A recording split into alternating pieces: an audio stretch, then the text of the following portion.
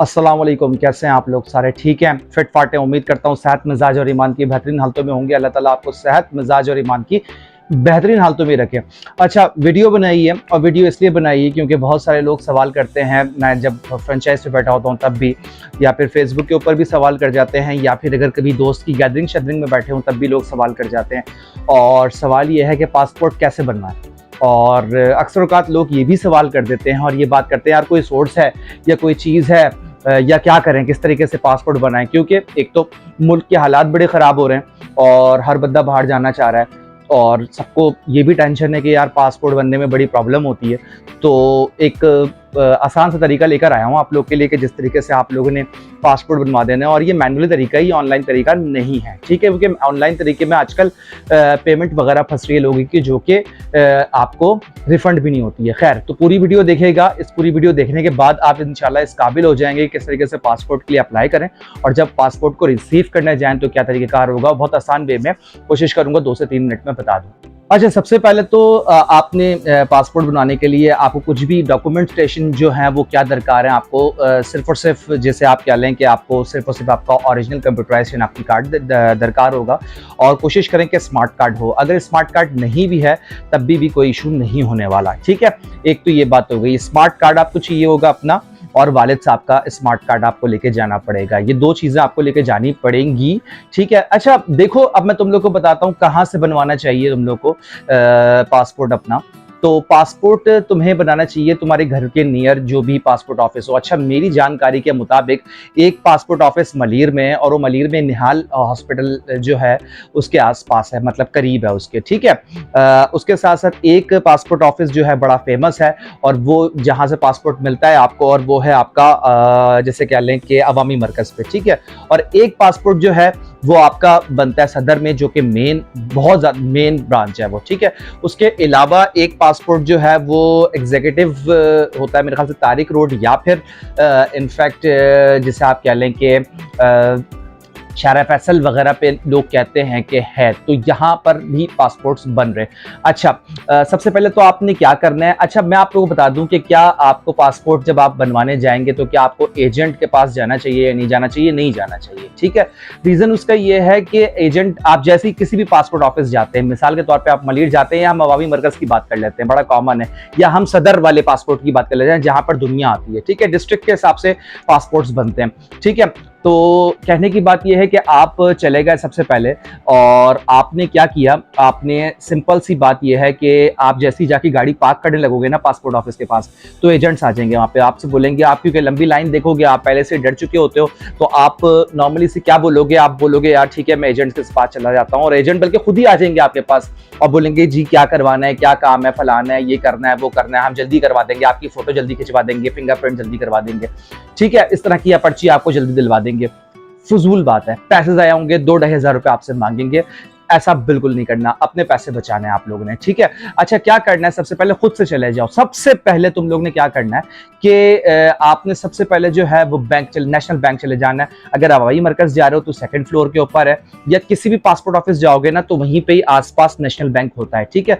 तो कहीं पहले पासपोर्ट ऑफिस जाने की जरूरत नहीं है। सबसे पहले आपने सुबह के टाइम पे आपने अच्छा जल्दी जाना है। सबसे पहले एक और ये टिप है कि आपने पासपोर्ट बनवाने के लिए जल्दी चले जाना है, 9 बजे तक आप निकल जाओ घर से, ठीक है। आप पहुंच गए, सबसे पहले आप नेशनल बैंक चले गए, वहां से आपने उसको बताया, और ये कोई सा भी नेशनल बैंक नहीं है, ये पासपोर्ट ऑफिसेस वाली ही ब्रांचेस की बात कर रहा हूं। तो आप वहां चले गए नेशनल बैंक, आपने किसी भी गार्ड से, किसी भी क्लर्क से बोल देना है कि मुझे पासपोर्ट बनवाना है। अच्छा, 3 तरह के पासपोर्ट्स होते हैं, ठीक है। एक होता है, आपको सर्विस की बात बता रहा हूं, नंबर 1 होता है नॉर्मल, जो 3,000 रुपए का बनता है। कहते हैं कि 15 दिन में आता है, लेकिन 15 दिन में नहीं आता, ये कम से कम 21 से 25 दिन में आता है, ठीक है। एक होता है आपका अर्जेंट, इसको कहा जाता है कि ये 7 दिन में आता है, और इसकी फीस 5,000 लगभग होती है, लेकिन ये भी नहीं आता 7 दिन के अंदर, क्योंकि आपको पता है माशाल्लाह पाकिस्तान है, तो ये भी तकरीबन 12 से 15 दिन ले लेता है, ठीक है।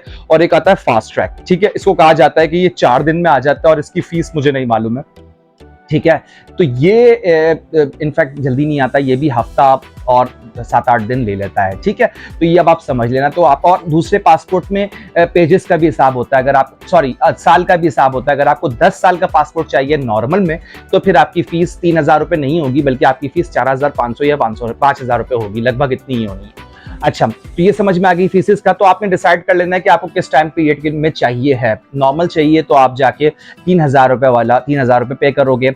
चालान सबसे पहले आपने पासपोर्ट ऑफिस नहीं जाना, आपने पासपोर्ट ऑफिस वाली ब्रांच में चले जाना है। अगर आवामी वर्कर्स में जा रहे हो तो वहां पे नेशनल बैंक है और सेकंड फ्लोर के ऊपर, तो आपने सिंपल जाना है, चालान भर देना है आपने, ठीक है। आपको वो चालान देगा, आपने लाइन में लग के वहां पे अपना चालान भर देना है। अच्छा, एक और टिप आपको देने लगा हूं कि आपके पास आपके वालिद साहब की शनाख्ती कार्ड की 2 कॉपीज होनी चाहिए, वालिदा की शनाख्ती कार्ड की कॉपीज होनी चाहिए, और आपके खुद की 2 कॉपीज होनी चाहिए, ठीक है। और चालान भरते वक्त जब भी आप बैंक में कोई भी बिल भरते हो या चालान भरते हो, तो आपको पता है कि शनाख्ती कार्ड लाजमी वो मांगते हैं, उसकी कॉपी, तो वो आपके पास अलग से होनी चाहिए, ठीक है। ये मैं सारी चीजें इसलिए बता रहा हूँ कि ख्वारी से बच जाएं आप लोग। अच्छा, यहाँ पे क्लियर हो गया। आपने सबसे पहले गए आप और पासपोर्ट ऑफिस तो आप गए हैं, ठीक है, लेकिन पासपोर्ट ऑफिस वाली ब्रांच में आप पहले चले गए हैं नेशनल बैंक की, और आपने जाके चालान भर दिया। अब वो चालान की कॉपी, चालान आप लेकर चले जाओगे, ठीक है। और इधर आपके पास एजेंट्स आना शुरू हो जाएंगे कि हम जल्दी करवा देते हैं, ये कर देते हैं, लेकिन कोई जल्दी नहीं करवाएगा। और हद से हद आपको 5 से 7 मिनट, 10 मिनट, 20 मिनट में आपका काम हो जाना है पासपोर्ट में।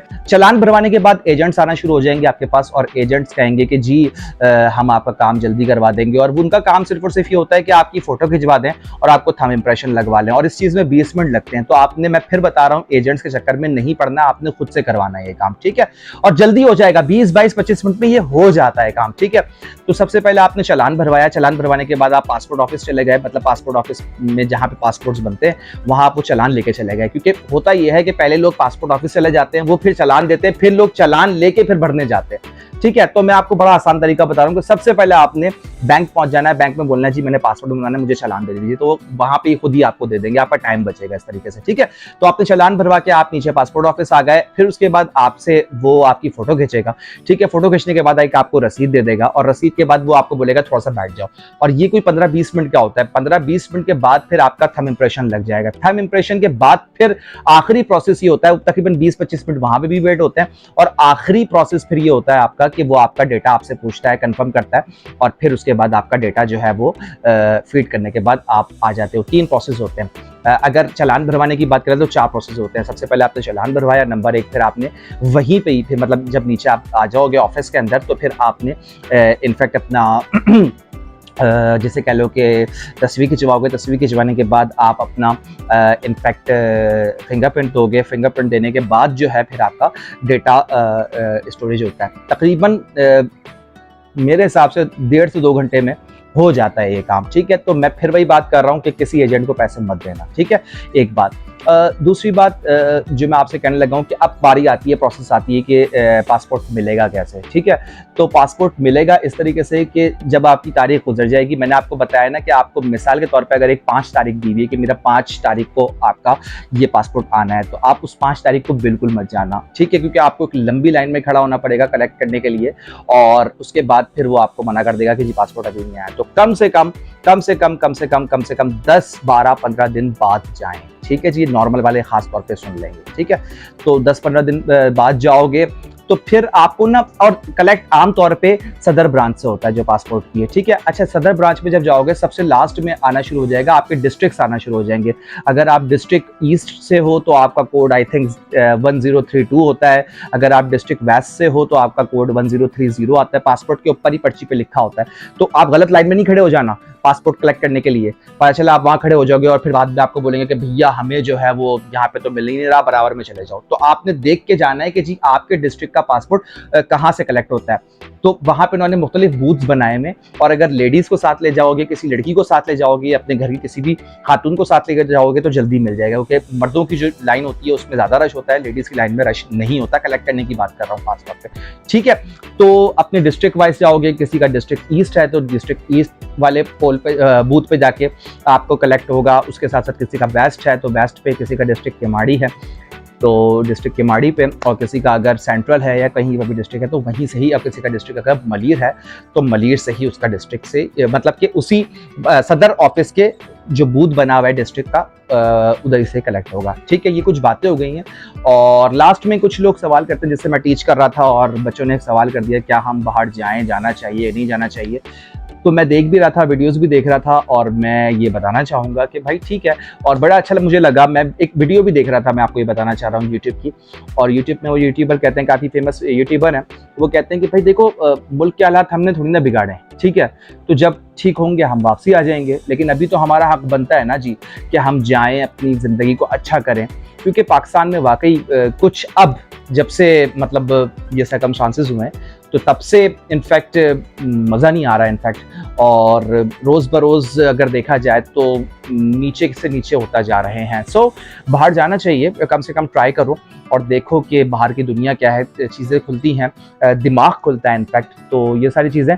और मज़ीद अगर कोई इन्फॉर्मेशन अगर आपको चाहिए हो तो आप जो है वो मुझे यहाँ पे कमेंट कर सकते हैं, मैं जवाब दे दूंगा। कोई चीज़ रह गई हो तो वो भी पूछ लीजिएगा, ठीक है। डॉक्यूमेंटेशन मैंने आपको बता दिया, सिर्फ शनाख्ती कार्ड लगता है जी आपका, आपके वालिद साहब का, वालदा का भी शनाख्ती कार्ड ले जाना, और कोई चीज़ नहीं लगती, ठीक है। ओरिजिनल लेके जाना है, मतलब डुप्लीकेट नहीं लेके जाना, और उसकी 2 कॉपीज ले जाना। उसके अलावा और कोई चीज़ की ज़रूरत नहीं पड़ती। अगर आप दोबारा पासपोर्ट बनवा रहे हैं तो इस जाहिर सी बात है पुराना वाला पासपोर्ट लेके जाएंगे। उम्मीद करता हूँ आपको वीडियो अच्छी लगी होगी। वीडियो अच्छी लगी होगी तो ज़रूर लाइक करिएगा, सब्सक्राइब कीजिएगा, हमारे चैनल को देखते रहिए, शेयर करते रहिए। और मज़ीद भी मैं सोच रहा हूँ कि जो इन्फॉर्मेशन मुझे मालूम है जिससे लोगों का फ़ायदा हो सकता है, अगली वीडियो में हम कोशिश करेंगे कि डोमिसाइल किस तरीके से बनेगा, उसके लिए कौन कौन से डॉक्यूमेंट्स चाहिए होते हैं, कितने दिन में आ जाता है, और क्या उसके लिए एजेंट के पास जाना चाहिए या नहीं जाना चाहिए, उसकी फ़ाइल कैसे बनेगी, ये सारी चीज़ें आपके पास लेकर आऊँगा। और इस तरीके से रफ्ता रफ्ता शनाख्ती कार्ड कैसे बनेगा, शनाख्ती कार्ड पर नाम कैसे चेंज करना है, एड्रेस कैसे चेंज करना है, कौन कौन से डॉक्यूमेंट लगने वाले हैं, और ख़ासतौर पर बहुत सारे सक्सेशन सर्टिफिकेट्स होते हैं, बहुत सारे सर्टिफिकेट्स होते हैं, एफिडेविट्स वगैरह, मुख्तलिफ किस्म की सारी इन्फॉर्मेशन आप लोगों के पास लेकर आता रहूँगा। सोचता हूँ, जाहिर सी बात है, मैं अक्सर औक़ात अपने स्टूडेंट्स को भी देखता हूँ, और मैं जब अक्सर औक़ात पाकिस्तान पोस्ट की फ्रेंचाइज पे बैठा होता हूँ, लोग आके बेचारे सवालात कर रहे होते हैं। उसकी वजह यही होती है कि इनफैक्ट जो गवर्नमेंट के इदारों में जाते हैं तो बड़ी मुश्किल से लंबी लाइनें होती हैं, और फिर कोई सवाल जवाब भी नहीं देता, उनके सवाल भी नहीं पूछता। तो आपकी जो इंक्वायरीज़ हो आप हमारे नीचे कमेंट कर दिया करें, हम उसका जवाब दे देंगे। उम्मीद करता हूँ आप लोग अच्छे होंगे, और मुझे दुआ में याद रखिएगा। अल्लाह हाफ़िज़, बाशिका, फ़ी अमानिल्लाह।